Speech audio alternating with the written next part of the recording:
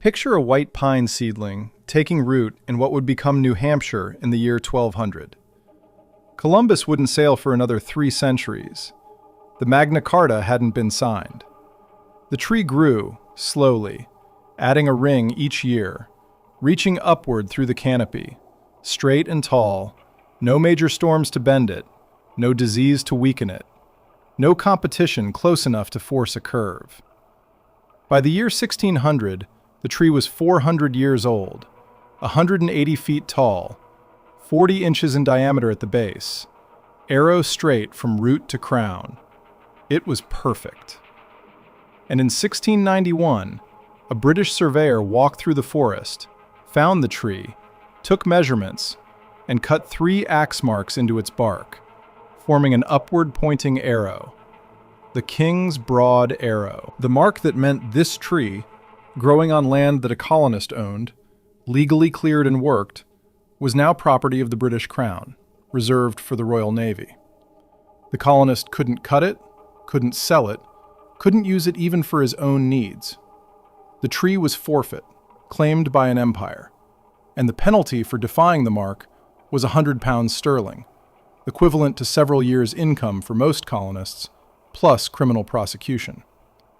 That tree, if it followed the typical path, would be cut in winter, hauled by ox teams to a river, floated to Portsmouth, seasoned for years, shipped to a British naval yard, and installed as the mainmast of a warship, a ship of the line, or a frigate. And that mast, cut from the tree that started growing before Columbus, would carry sails that powered British naval supremacy for decades, projecting power across oceans, protecting trade routes, enforcing colonial control. Until, perhaps, the ship faced an American vessel during the Revolution, and the tree that Britain had claimed was used against the empire that claimed it. This is the story of how America built ships from trees that were growing before Columbus. How Britain's need for naval timber turned American forests into a strategic resource more valuable than gold. How the King's Broad Arrow became a symbol of tyranny. And how trees, silent witnesses to centuries, became weapons, tools, and eventually, symbols of rebellion. Let's start with the trees themselves, because understanding what made them valuable explains why Britain was willing to fight to control them. The eastern white pine, Pinus strobus, grows from Maine south to Georgia. But the best specimens, the trees that became masts for the largest ships, grew in New Hampshire, Maine, and parts of Massachusetts. These were old-growth forests, trees that had been growing for centuries without significant disturbance, creating wood with specific properties that shipbuilders demanded. A white pine suitable for a mainmast on a large ship of the line had to meet exacting criteria. Height was the first requirement. A 74-gun ship of the line, the standard capital ship of the 18th century Royal Navy, needed a mainmast at least 120 feet long, and larger ships needed masts up to 150 or even 200 feet. The mast had to be a single piece of timber. Composite masts, made by joining several shorter trees together, were weaker, prone to failure at the joints, and British naval battles had been lost when composite masts snapped under the stress of storms or combat. A single tree mast, by contrast, was flexible, strong, and reliable. But finding a tree tall enough was only the beginning. The tree also had to be straight, almost perfectly straight, with a deviation of less than 1% over its length. A curved mast would stress the rigging unevenly, would be weaker, and would be rejected by naval inspectors. Diameter was critical. The base of the mast needed to be at least 36 inches, and preferably closer to 48 inches, to provide the structural strength to support the weight of the upper masts, the yards, the sails, and the rigging, all while resisting the forces of wind and sea. And the wood had to be nearly knot-free. Knots, the remnants of branches, are weak points. A mast with significant knots would fail under stress. Achieving knot-free wood required that the tree grow in a dense forest, where competition for light kept the lower branches shaded and prevented them from growing large. The tree would self-prune, shedding small branches early, and the trunk would grow clean and smooth. The age required to produce such a tree was immense. A white pine grows relatively quickly in its early years, but the growth slows as the tree ages. To reach 150 feet in height and 40 inches in diameter, with the required straightness and wood quality, a tree typically needed 250 to 400 years. Some of the trees cut for masts in the 1700s had started growing in the 13 or 1400s. They were seedlings when the printing press was invented, when the Byzantine Empire fell, when the Renaissance was beginning. They were mature trees when the first European settlers arrived in New England, and they had been silently growing, adding a ring each year for longer than European presence in the Americas. But even in old-growth forests, trees meeting all the criteria were rare. Storms would bend trees, disease would weaken them, insects would damage them, lightning would scar them. Naval surveyors estimated that in a virgin forest of white pine, perhaps one tree in 1,000 was suitable for a large ship's mainmast. The rest could be used for smaller masts, for yards and spars, for ship timbers, or for general lumber. But the perfect mast tree was a treasure, and Britain needed hundreds of them. Britain's need for American mast trees was driven by a crisis of supply and a requirement of empire. By the late 1600s, Britain was a naval power, and naval power required ships, and ships required wood. The Royal Navy was expanding, building and maintaining a fleet of over 100 ships of the line, plus frigates, sloops, and support vessels. Each ship required enormous quantities of timber: oak for the hull, for the frames and planking and decks, pine for masts and spars. The oak came primarily from British forests, but those forests were being depleted. Centuries of shipbuilding had consumed the largest and best oaks, and replanting couldn't keep pace with demand. The pine situation was worse. British pine, Scots pine, didn't grow tall enough or straight enough for large ship masts. European sources, Norway and the Baltic states, had provided masts in the past, but the quality was declining as the best forests were cut, and the political situation was unstable. Britain was often at war with, or threatened by, nations that controlled those timber sources, and a dependency on potentially hostile suppliers for a critical naval resource was strategically unacceptable. Composite masts, the stopgap solution, were proving inadequate. These masts were made by taking several shorter trees and joining them with iron bands and fish plates, overlapping sections to create the required length. They worked in calm conditions, but under the stress of a storm or a battle, the joints were weak points. Masts would crack, split, or snap entirely, crippling the ship. Naval records from the period document losses attributed to mast failures, ships that couldn't maneuver, that were dismasted in battles, that limped into port needing extensive repairs. The solution was single tree masts, and the only place to get them in the quantities Britain needed was America. The forests of New England, and later the colonies further south, contained white pines of the required size and quality. British naval surveyors who visited the colonies in the mid-1600s reported forests of extraordinary scale, trees taller and straighter than anything available in Europe, timber reserves that seemed inexhaustible. The strategic value was immediately recognized. Control of American mast timber became a priority for the Crown, and the policies that followed set the stage for colonial resentment and eventual rebellion. The King's Broad Arrow policy originated with the first Mass Preservation Act, passed by the Massachusetts colonial government in 1691 under pressure from the Crown. The act reserved all pine trees over 24 inches in diameter for the use of the Royal Navy. The trees were to be marked with the broad arrow, and cutting a marked tree without Crown permission was illegal. The policy was extended in 1711 and 1722 to cover all the colonies, and the diameter threshold was clarified and in some interpretations lowered, meaning that an even larger percentage of the forest was reserved. The policy applied to all land, including privately owned land. A colonist who had cleared land, built a farm, owned the property legally, could have the best trees on his land marked with the broad arrow and rendered off-limits. He received no compensation.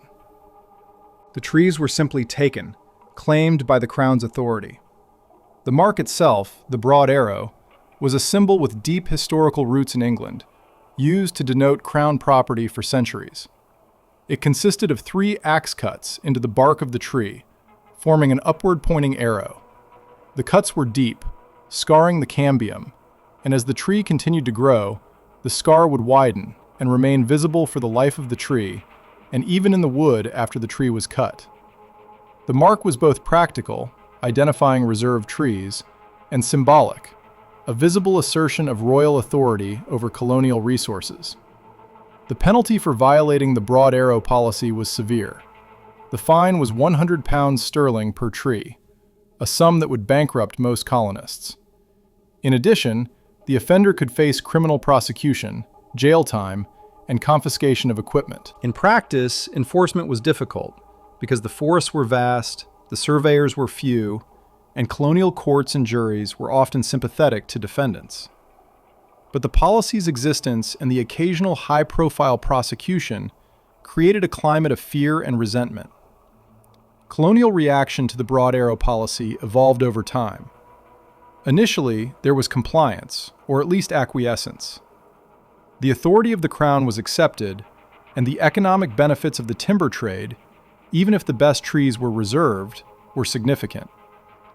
But as enforcement increased, as surveyors became more aggressive, and as the economic and symbolic weight of the policy became clear, resentment grew.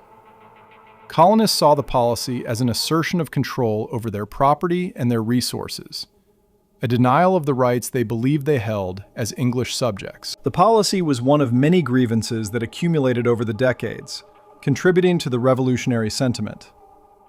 Finding and marking mast trees was a specialized and often arduous task.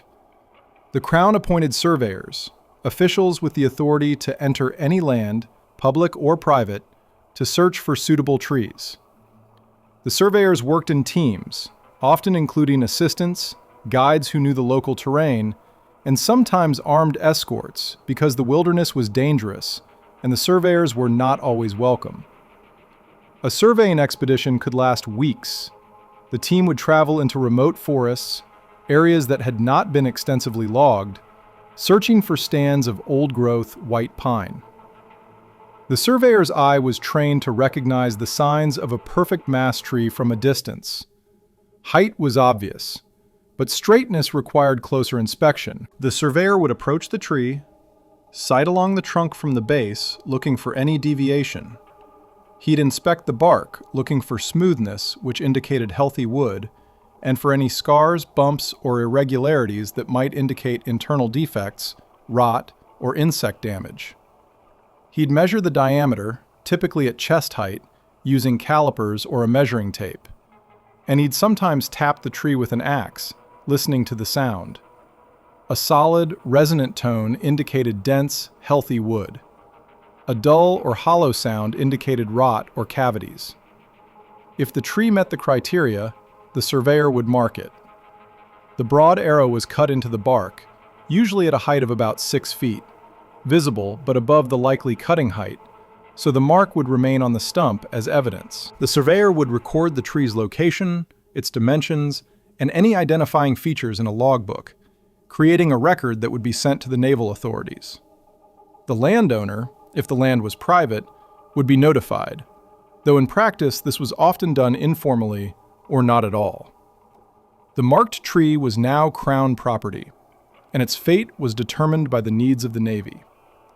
Harvesting a mast tree was a major operation, undertaken in winter when the ground was frozen and the logs could be hauled.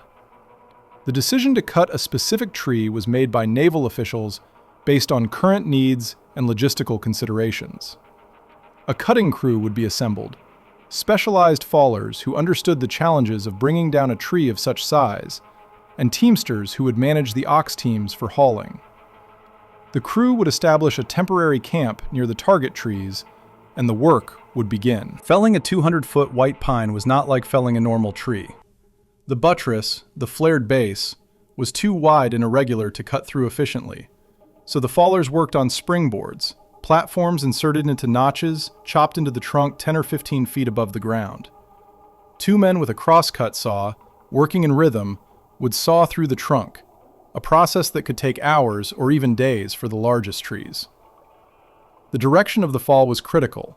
The tree had to land on a prepared bed, typically a mattress of smaller trees laid perpendicular to the fall line, to cushion the impact and prevent the trunk from cracking. If the tree hit the ground directly or landed on rocks or uneven terrain, the shock could cause internal fractures that would ruin the mast. When the tree finally fell, the impact was seismic. 200 feet of tree, weighing 6 or 7 tons, crashing to the ground, shook the earth and could be felt and heard from a considerable distance. Once down, the tree was limbed, the branches removed, leaving a smooth trunk. The trunk was then cut to the required length, typically around 120 feet for a mainmast, though some were cut longer. The log was inspected carefully. The fall sometimes revealed hidden defects, rot, or cavities that weren't visible when the tree was standing. If defects were found, the log might be rejected, a devastating waste of effort. Or it might be accepted for a smaller mast or for other purposes.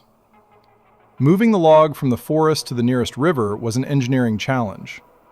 The log weighed 5 to 7 tons, was over 100 feet long, and had to be transported over rough terrain without cracking or damaging it. The solution was skid roads and ox teams.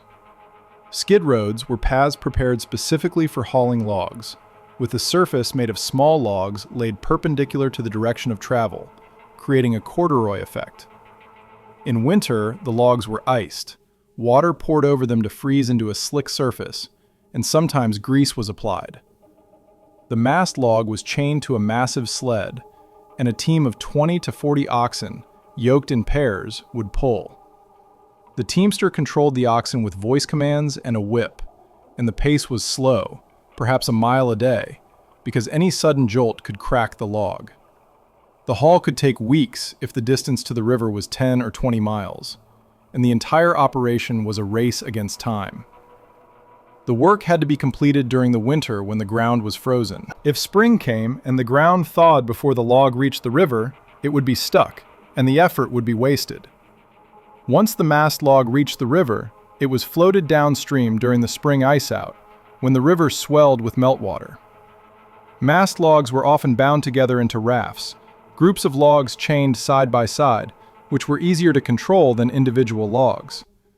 The rafts were guided by men with pike poles, standing on the logs or working from small boats, navigating the current, avoiding rocks and shallows, steering the raft through rapids. The journey downstream could be hazardous. Rapids could break up the raft, scattering the logs. Some logs were lost, sinking or washing up on banks miles from anywhere. But most reached the destination, the mast ponds at Portsmouth, New Hampshire, or other naval facilities. Portsmouth was the primary mast yard in the American colonies, a facility operated by the Royal Navy for the storage, seasoning, and shipment of mast timber. The mast ponds were large bodies of water where the logs were stored, partially submerged, for seasoning. Seasoning was critical. Green wood, freshly cut, contains a high moisture content. If used immediately, the wood would dry unevenly, cracking and warping. Seasoning, allowing the wood to dry slowly over 1 to 3 years, stabilized the wood and prevented defects. The logs were inspected during seasoning, checked for cracks or signs of rot, and the best were selected for shipment. Loading a mast log onto a ship for transport to England was a delicate operation. The log was lifted using cranes and tackles, positioned carefully in the hold or lashed on deck, and secured to prevent shifting during the Atlantic crossing. The crossing took weeks, and the logs had to arrive in England undamaged, ready for final processing and installation.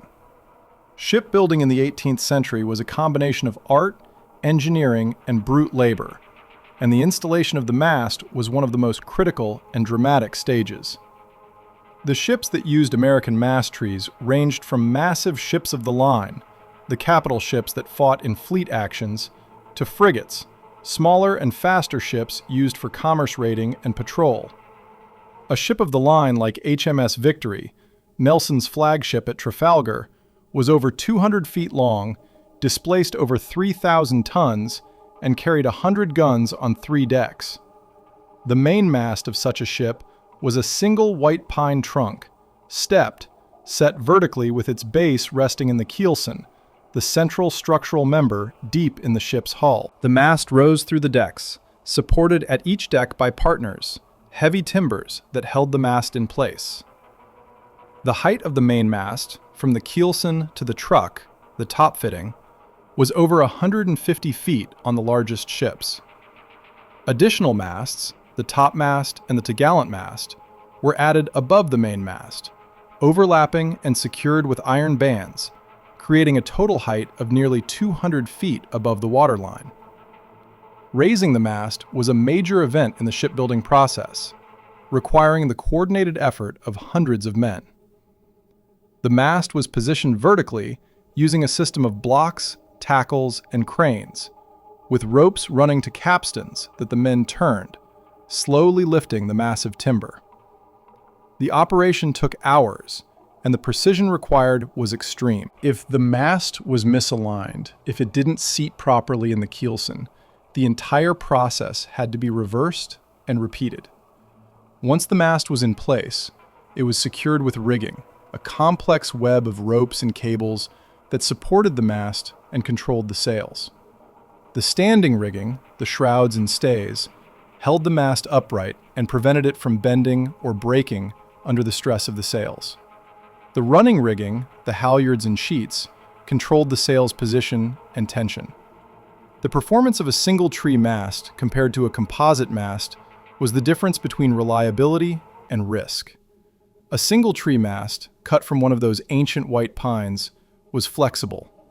Under the stress of wind, the mast would bend slightly, absorbing the force, and then return to vertical. This flexibility prevented catastrophic failure. In a storm, with the ship heeling, the wind screaming, the sails straining, the mast would bow and flex, but hold.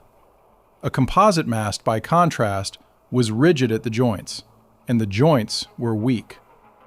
Under the same stress, the composite mast would crack at a joint, and once the crack started, the mast would fail rapidly, often taking the rigging and the sails with it, leaving the ship crippled. In battle, the ability to absorb damage was critical. Cannon fire aimed at the rigging could hit the mast. A single tree mast could take a hit, splinter, lose mass, but remain standing. A composite mast might snap entirely. The British advantage in naval battles during the 18th century was partly due to the superiority of their masts, and that superiority was directly traceable to American white pine. Colonial resentment of the broad arrow policy grew steadily from its inception through the mid-1700s. The economic injury was clear. Landowners saw the best timber on their property marked and reserved, rendering it economically worthless to them. Sawmill operators couldn't process large pines legally, even though there was demand for the lumber. Communities that needed timber for construction, for local shipbuilding, for repairs, were forbidden from using trees that were abundant and accessible, but marked with the broad arrow. The resentment was compounded by the perception of injustice. The colonists, many of whom had cleared the land themselves, who had built farms and communities, saw the Crown asserting ownership over resources that the colonists believed were theirs by right of labor and settlement.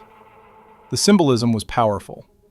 The broad arrow, cut into living trees, was a visible, constant reminder that the Crown claimed authority over colonial land and resources. Violations of the policy began as the economic pressure and the resentment increased. Colonists would cut marked trees, claiming ignorance or necessity. Some would cut at night, in remote areas, hoping to avoid detection. Sawmills would process the logs quickly, turning them into lumber that couldn't be traced back to a specific tree. Enforcement was difficult. The forests were vast, the surveyors were few, and the colonial courts were often unsympathetic to the Crown's claims. Juries, composed of colonists, would refuse to convict or would award minimal damages. The Crown's authority was being openly challenged, and the inability to enforce the policy effectively undermined that authority. Prosecutions, when they occurred, were high-profile and contentious. The trials became forums for airing grievances, and the defendants were often seen as local heroes, standing up to Crown overreach. The fines, when levied, were rarely collected in full, and the criminal penalties were seldom enforced. The policy was becoming unenforceable, and the resentment it generated was contributing to the broader revolutionary sentiment. The Pine Tree Riot of 1772 was a direct confrontation over the Broad Arrow policy and a precursor to the Revolution. In April of 1772, a mill owner in Weir, New Hampshire, was accused of cutting trees marked with the Broad Arrow. The local sheriff, acting on orders from Crown authorities, attempted to arrest the mill owner and seize his property. The townspeople, already resentful of the policy and of Crown authority in general, rioted. A group of men, some masked, attacked the sheriff, beat him, and drove him out of town. The sheriff reported the incident, and warrants were issued for the arrest of the rioters, but local authorities refused to cooperate, and no arrests were made. The Crown, unable to enforce its authority, dropped the charges. The incident was a clear demonstration that the policy was not only resented, but actively resisted, and that the Crown's ability to control colonial behavior was limited. The Pine Tree Riot is often cited as one of the early acts of rebellion that led to the Revolution, a moment when colonists chose defiance over compliance. The connection between the Broad Arrow policy and the American Revolution is more than symbolic. The policy was one of a series of grievances, including taxation, quartering of soldiers, and restrictions on trade, that convinced the colonists that the Crown was exercising tyranny.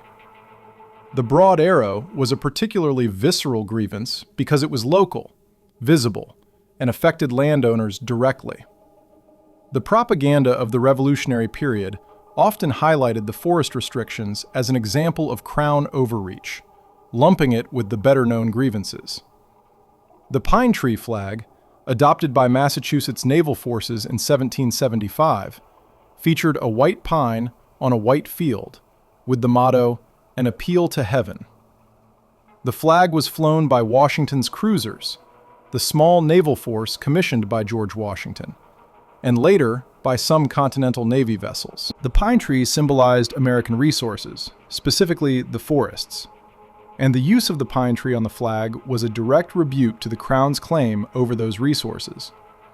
The motto, "An Appeal to Heaven," suggested that the colonists' cause was just and that they were appealing to a higher authority than the king. The irony of the Revolution, from the perspective of the trees and the masts, is profound.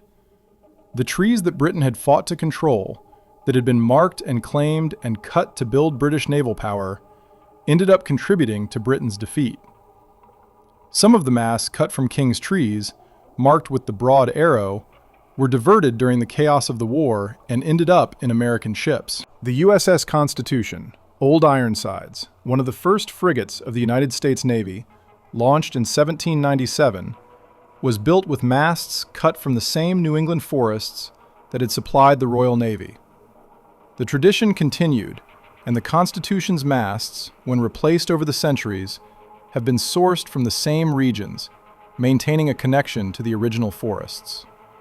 What remains today of the trees and the era is fragmentary but tangible. The old-growth white pine forests are largely gone, cut during the colonial period and the 19th century. Less than 1% of the original old-growth remains, preserved in small, scattered patches, protected areas where the trees have been allowed to stand. These remnants give a sense of what the forests once were, trees of immense size and age, but they are shadows of the original extent. Stumps from the colonial era, some bearing the scars of the Broad Arrow, have been found and documented. These stumps, cut centuries ago, have resisted decay because of the properties of white pine heartwood, which is naturally resistant to rot. Researchers have used dendrochronology, the study of tree rings, to date the stumps and to link them to historical events. A stump with a broad arrow, cut in the 1700s, is a direct physical connection to the policy, to the surveyors who marked it, to the fallers who cut it, and to the ship it became. Museums hold sections of trees with the broad arrow mark, preserved as historical artifacts. The mark, 3 axe cuts forming an arrow, is still visible in the wood, a scar that has lasted centuries. These artifacts are displayed with explanations of the policy, the resentment it caused, and the connection to the Revolution. The USS Constitution, still afloat and maintained by the United States Navy in Boston, is a living connection to the tradition. The ship's masts have been replaced multiple times over its 200-plus-year history, and the current masts were cut from white pines in Maine, following the same specifications and traditions that guided the original shipbuilders. Standing on the deck of the Constitution, looking up at the masts, you're seeing the continuation of a practice that began with trees that were growing before Columbus, trees that became tools of empire and symbols of rebellion. The legacy of the trees and the policy is woven into American identity in ways that are often unrecognized. The forests of New England, the white pines that seemed inexhaustible, were a strategic resource that empires fought to control. The Crown's attempt to assert that control, through the King's broad arrow, contributed to the resentment and the resistance that led to independence. The trees, silent and ancient, were transformed into masts that carried the sails of both empire and rebellion, and their wood, cut from forests that predated European contact, became part of the ships that fought for and against American independence. The idea that a tree could be 400 years old, that it could have started growing in an era utterly different from the one in which it was cut, is difficult to grasp. But the evidence is in the wood, in the rings, in the historical records. The trees were witnesses to centuries of change, and they were ultimately consumed by that change, turned into tools that powered navies and projected force across oceans. The ships built from those trees are mostly gone, broken up, sunk, or rotted away. But a few survive, or are rebuilt, or are remembered, and through them, the trees that were growing before Columbus remain part of the present, a connection to a past that is distant, but not entirely lost. So here's to the white pines of New England, the trees that stood for centuries, that grew straight and tall and strong. Here's to the surveyors who walked through the wilderness and marked them with the broad arrow, claiming them for an empire.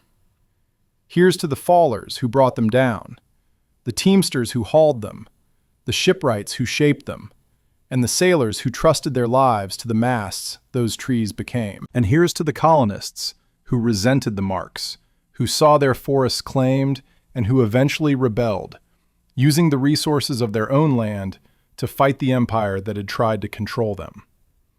The trees are gone, most of them, but the legacy remains, in the wood, in the history, and in the republic that was built, in part, from the forests that were growing before Columbus ever sailed.